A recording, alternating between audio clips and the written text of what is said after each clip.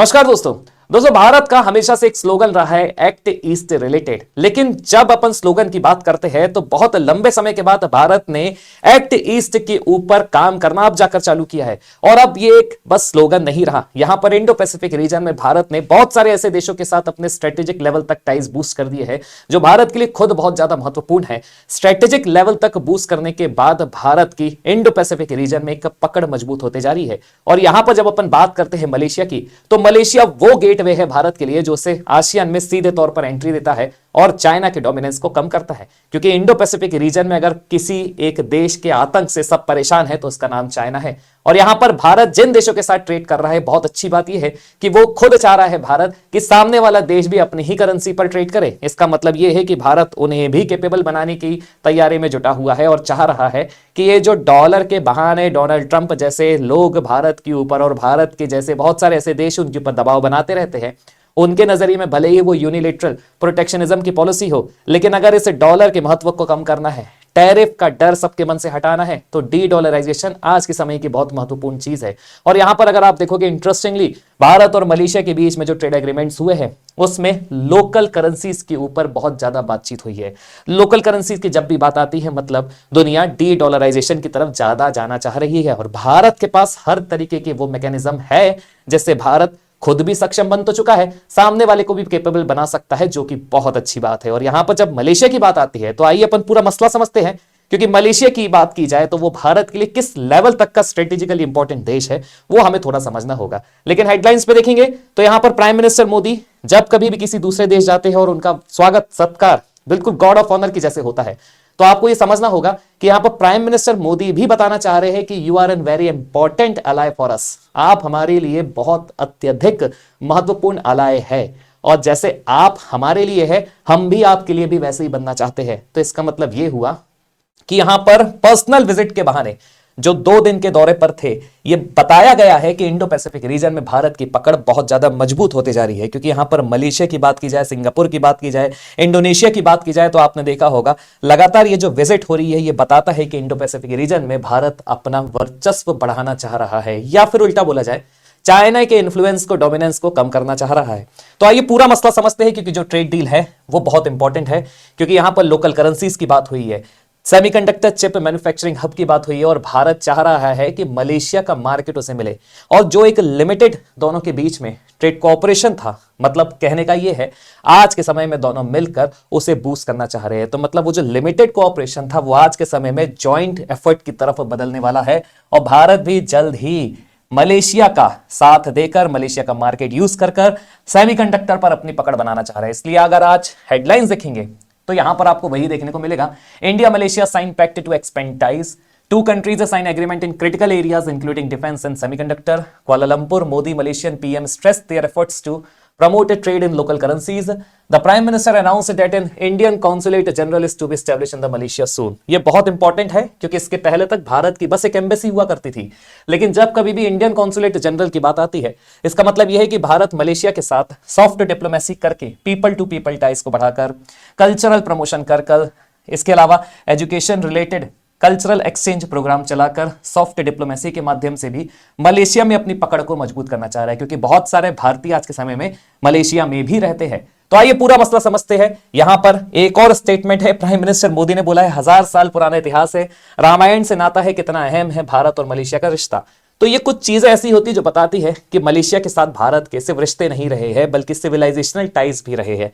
तो पूरा मसला समझते हैं। इसके पहले अगर आपने हमारा अभी भी टेलीग्राम चैनल नहीं ज्वाइन किया है, मान लीजिए आपको कोई हमारे अपडेट्स नहीं मिल पा रहे, तो ये बिल्कुल फ्री ऑफ कॉस्ट है। इसमें हमारी सारी करंट अफेयर रिलेटेड अपडेट्स आते हैं, पीडीएफ अपलोड होती है रोज के रोज, जो कि बिल्कुल फ्री ऑफ कॉस्ट है आप सभी के लिए। यूपीएससी और स्टेट सिविल सर्विसेज के पॉइंट ऑफ व्यू से काफी महत्वपूर्ण है, तो इसे जरूर ज्वाइन कर लीजिएगा। आगे बढ़ते तो आपको पूरा मसला यहां पर समझ में आ गया होगा। फिलहाल जो ओवरऑल बैकग्राउंड है यह समझना होगा कि किस तरीके का ट्रेड रिलेशन और एग्रीमेंट हुआ है। तो उसमें जो सबसे महत्वपूर्ण फोकस एरिया थे वो है डिफेंस के, सेमीकंडक्टर के, मैन्युफैक्चरिंग के, ट्रेड एंड इन्वेस्टमेंट के।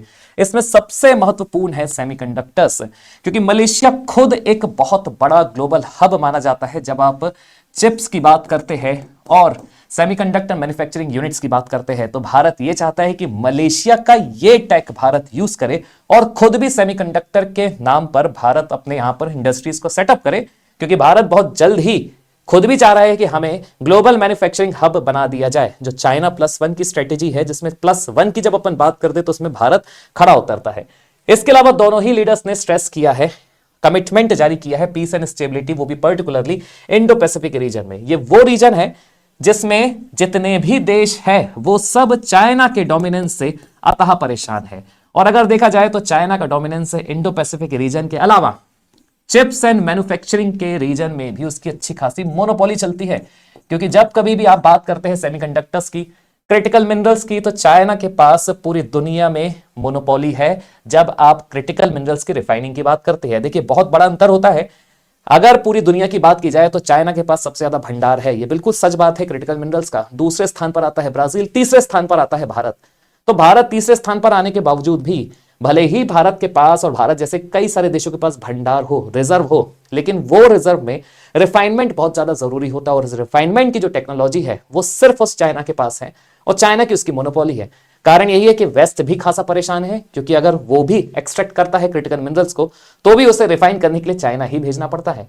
तो यहां पर भारत भी चाह रहा है कि चाइना जैसा डेवलपमेंट भारत में हो। उसके लिए जरूरी है कि जो उससे उन्नत देश है वो भारत के साथ मिलकर भारत का साथ दे, ताकि दोनों का ही बेनिफिट हो। साथ ही साथ पीस एक सबसे बड़ा मसला है।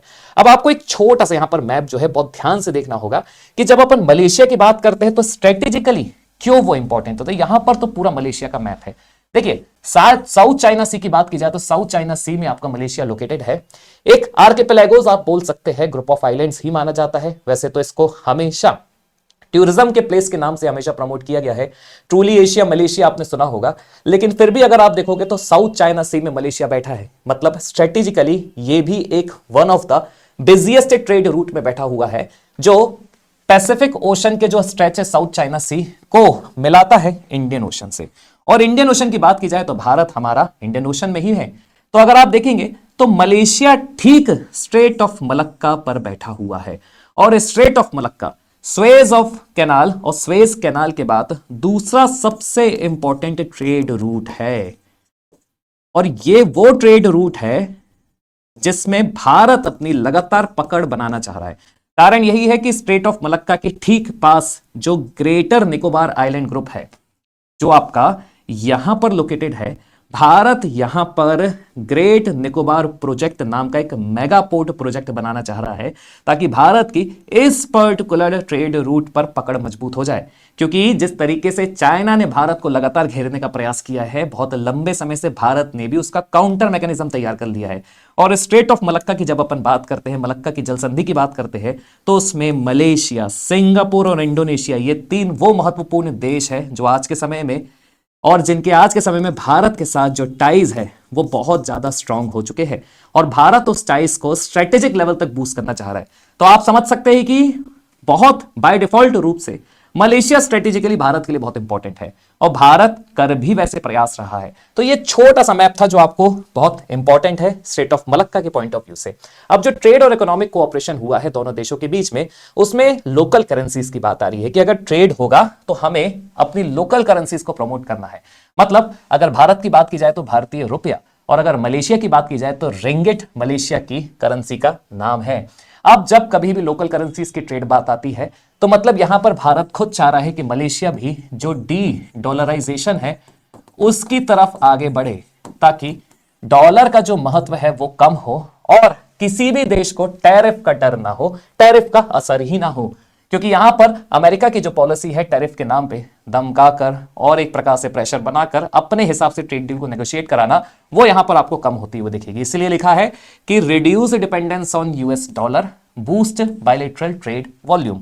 आप देखिएगा सेमीकंडक्टर एंड टेक्नोलॉजी कोऑपरेशन बहुत इंपॉर्टेंट है, क्योंकि मलेशिया पूरी दुनिया में ग्लोबल चिप मैन्युफैक्चरिंग हब के नाम से जाना जाता है। और देखिए भारत भी बहुत तेजी गति से इस पर आगे बढ़ रहा है। आपको ध्यान होगा कि खुद पैक्स सिलिका में अभी हाल ही में लास्ट मंथ ही पैक्स सिलिका जो सबसे इंपॉर्टेंट है अभी के समय में सबसे इंपॉर्टेंट एक ऑर्गेनाइजेशन बताया जा रहा है। PACS means dominance, silica means भविष्य का जो एक सेमीकंडक्टर एक पूरा ग्लोबल मार्केट क्रिएट होने वाला है, उसमें डोमिनेंस की बात आ रही है। वैसे तो देखा जाए पैक्स सिलिका चाइना को काउंटर करने के लिए बनाया गया है, लेकिन फिलहाल भारत की इसमें एंट्री बताती है कि दूसरे देशों के लिए भी भारत आज के समय में कितना इंपॉर्टेंट है। और यहां पर देखिए मलेशिया भारत का इसमें बहुत अच्छे से साथ दे सकता है, इसलिए स्पेशल फोकस जो रखा गया है ट्रेड डील का वो semiconductor, artificial intelligence, digital tech, health and food security के ऊपर रखा गया है।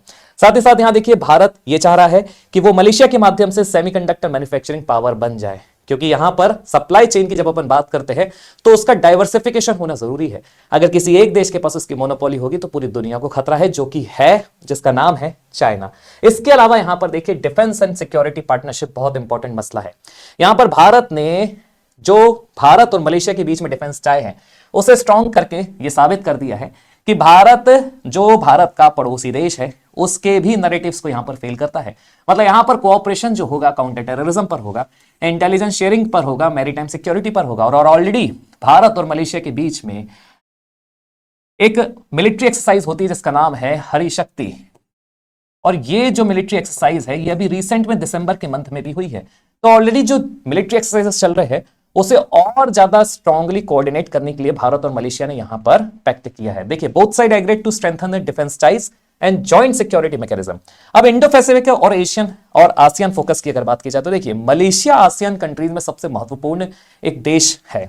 जब अपन आसियान की बात करते हैं मतलब यहां पर अपन बात करें उस रीजनल ऑर्गेनाइजेशन की जो लोकेटेड है इंडो पैसिफिक रीजन में, और मलेशिया वो गेटवे हो सकता है जो भारत की प्रेजेंस को और ज्यादा स्ट्रांग कर देगा, चाइना के इन्फ्लुएंस को कम कर देगा। तो यहां पर इसलिए ये बहुत ज्यादा इंपॉर्टेंट है, क्योंकि आसियान सेंट्रलिटी की अगर बात की जाए तो मलेशिया बहुत इंपॉर्टेंट अलाय माना जाता है, नेशन है। और साथ ही साथ एक बहुत बड़ा आपको मैं बताऊं तो यहां पर मलेशिया ने भारत का जो एक लंबे समय से भारत ये चाह रहा है कि मुझे भी यूनाइटेड नेशन सिक्योरिटी काउंसिल में परमानेंट रिप्रेजेंटेशन मिल जाए, परमानेंट सीट मिल जाए, उसको भी मलेशिया ने सपोर्ट किया है, एंडोर्स किया है। मतलब भारत भी चाह रहा है कि ये जो ऊपर का एक पूरा एनवायरमेंट इकोसिस्टम है जो अभी हाईली करप्ट चल रहा है और अभी के समय के हिसाब से उसको बदलना चाहिए, तो मलेशिया भी ये चाहता है कि भारत की एंट्री होगी तो बाकी देशों को भी उस पर जाने का मौका मिल जाएगा, क्योंकि पूरा माहौल चेंज हो चुका है, पूरा एनवायरमेंट इकोसिस्टम चेंज हो चुका है, नए टाइप के चैलेंजेस क्रिएट हो चुके हैं। इसलिए यूएनएससी का एक्सपेंशन भी बहुत लंबे समय से एक बड़ा मसला बना हुआ है। Leaders highlighted Indo Pacific as global growth engine of the world. देखिए ये जाहिर सी बात है, पूरा आज के समय में जो इंडो पैसिफिक रीजन है वो भविष्य का ग्लोबल ग्रोथ इंजन बनने वाला है, बल्कि बन ही चुका है अगर देखा जाए तो यहां पर देखिए डिप्लोमेटिक और इंस्टीट्यूशन आउटकम्स की जब अपन बात करते हैं तो जो पहले सिर्फ और सिर्फ एम्बेसी तक लिमिटेड था, आज के समय में भारत यहां पर मलेशिया में अपना खुद का कॉन्सुलेट जनरल खोलना चाह रहा है। और जो मैंने आपको स्टार्टिंग से बताया, people to people ties, education, tourism, cultural exchanges के बहाने भारत क्या करना चाह रहा है, अपनी सॉफ्ट डिप्लोमेसी को मलेशिया में पुश करना चाह रहा है। यहां पर जो दोनों प्राइम मिनिस्टर उनके स्टेटमेंट अब बहुत ज्यादा इंपॉर्टेंट हो जाते हैं। नाम लेते हुए भी पाकिस्तान के नैरेटिव्स को यहां पर पीएम ने फिर से एक बार दिखा दिया कि किस तरीके का देश है। कारण यही है कि जो हमेशा से प्राइम मिनिस्टर मोदी एक जो अपना स्टेटमेंट देते हैं कि किसी भी तरीके का डबल स्टैंडर्ड टेररिज्म में नहीं होना चाहिए, कोई भी या किसी भी प्रकार का सॉफ्ट टेररिज्म, हार्ड टेररिज्म नहीं होना चाहिए, किसी प्रकार का कोई कॉम्प्रोमाइज नहीं होना चाहिए, यह प्राइम मिनिस्टर मोदी का स्टेटमेंट था। और साथ ही साथ उन्होंने इंडो पैसिफिक के पीस, स्टेबिलिटी और डेवलपमेंट पर ज्यादा एम्फसाइज किया। मतलब एक प्रकार से जो अप्रोच रही है वो मोर सॉर्ट ऑफ प्रोग्रेसिव रही है। अगर आपको प्राइम मिनिस्टर मोदी की स्पीच देखनी है तो मैं रिक्वेस्ट करूंगा कि इसके पहले शहबाज शरीफ जब मलेशिया गए हुए थे तो उनकी स्पीच और प्राइम मिनिस्टर मोदी की स्पीच देखिएगा, आपको अंतर समझ में आ जाएगा कि लीडरशिप और विजन क्या होता है यहां पर। इसलिए प्राइम मिनिस्टर अनवर इब्राहिम जो मलेशिया के एट प्रेजेंट प्राइम मिनिस्टर, उनका भी स्टेटमेंट इंपॉर्टेंट हो जाता है, which highlighted India's economic growth and importance of closer cooperation। अभी फिलहाल जो भारत की इकोनॉमिक ग्रोथ चल रही है उसे भी मलेशिया ने एंडोर्स किया है और वो समझते हैं महत्व कि भारत की इस इकोनॉमिक ग्रोथ का खुद मलेशिया भी किस तरीके से लाभ ले सकता है। तो आइए इसके आगे देखते हैं।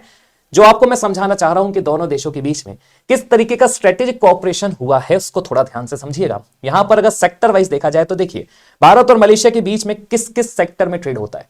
तो यहां पर सेमीकंडक्टर, डिफेंस, इंडो पैसिफिक और डिप्लोमेसी, ये मेजरली 4 आपके सेक्टर्स है। साथ ही साथ ट्रेड की अगर बात की जाए तो फिलहाल जो करंट कोऑपरेशन लंबे समय तक होता आया है वो डॉलर बेस्ड हुआ है। जो बायलैटरल ट्रेड हुआ है वो यूएस डॉलर में ही हुआ है, और अब जो बायलैटरल ट्रेड होगा वो लोकल करेंसी में होगा, रुपया और रिंगिट में होगा।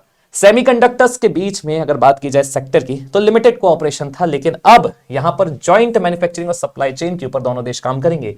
और जब जॉइंट मैन्युफैक्चरिंग की बात आती है तो आप समझिएगा भारत यही चीज बेसिकली चाह रहा है और एक और अल्टरनेटिव सप्लाई चेन क्रिएट करना चाह रहा है पूरी दुनिया के लिए, even for the west also. साथ ही साथ जॉइंट एक्सरसाइज तो दोनों देशों के बीच में चलती ही है, जिसका नाम अभी मैंने लिया था, आप कमेंट करके जरूर बताइएगा, थोड़ा क्योंकि क्लैरिफिकेशन नहीं था उसमें। इंडो पैसिफिक रीजन में देखिए आसियान डायलॉग है, जो भारत की रीजनल स्टेबिलिटी फ्रेमवर्क को शो करता है। एक्ट ईस्ट पॉलिसी का सबसे महत्वपूर्ण पिलर है आपका आसियान। डिप्लोमेसी में जो एम्बेसी लेवल था वो अब कन्वर्ट होगा जल्द ही न्यू इंडियन कॉन्सुलेट के द्वारा। अब देखिएगा ये न्यूज इतनी ज्यादा क्यों इंपॉर्टेंट है, क्योंकि जो मैं आपको बता रहा था स्टार्टिंग में, ये भारत की जो एक्ट ईस्ट पॉलिसी उसे और ज्यादा स्ट्रेंथन करता है। कैसे? चाइना के डोमिनेंस को इंडो पैसिफिक रीजन में कम करके। और यहां पर मलेशिया ने भी भारत का बराबर साथ दिया है। यूएनएससी परमानेंट सीट डिप्लोमेसी को भारत का समर्थन देकर मलेशिया ने साबित कर दिया है कि मलेशिया के लिए भी भारत एक इंपॉर्टेंट एलाय है। Enhances India's influence in Asian and Indo Pacific geopolitics obviously. और सबसे बड़ी बात, जो लोकल ट्रेड होगा, जो ट्रेड होगा वो लोकल करेंसी में होगा। मतलब आप समझ सकते हैं कि मलेशिया खुद डॉलर के ऊपर डिपेंडेंसी को कम करना चाह रहा है, और ये बता रहा है कि भारत भी दूसरे देशों के माध्यम से तेजी से डी डॉलराइजेशन की तरफ बढ़ रहा है। Boost further boosting India semiconductor mission and the make in India. अब अगर मलेशिया के माध्यम से भारत सेमीकंडक्टर मैन्युफैक्चरिंग इंडस्ट्रीज को सेटअप करता है, मतलब अल्टीमेटली जो हमारा मेक इन इंडिया है, आत्मनिर्भर भारत है, भारत के कई सारे ऐसे एमएसएमई सेक्टर है जो आज के समय में सेमीकंडक्टर में भी कूदना चाह रहे हैं, उनके लिए बहुत अच्छी खुशखबरी हो सकती है। तो दोस्तों कमेंट करके आप जरूर बताइएगा कि इस ट्रेड डील तक और इस ट्रेड डील में आप कितने हद तक सहमत हैं, क्योंकि ये बात तो सच है कि जो भविष्य का एक जो ग्लोबल पावर है वो इंडो पैसिफिक रीजन बेस्ड ही बनने वाला है। तो कमेंट करके जरूर बताइएगा। जय हिंद, नमस्कार आप सभी।